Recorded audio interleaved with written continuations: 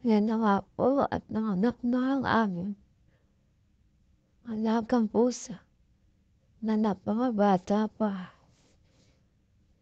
Nawala siya ng 3 days, pagbalik ayan, buntis na. Ang bilis ng pangyayari. At ayan na nga, na araw lang,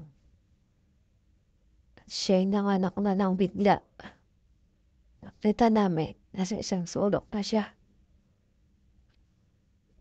Ang kanyang anak ay 3, sari-saring kulay, may black, may orange, at medyo may cream. At ang kakit naman nila. Ayan, mabait na ina. Papadede. Yan, padede. Manong padede niya mga anak. Nung sila'y nabusog.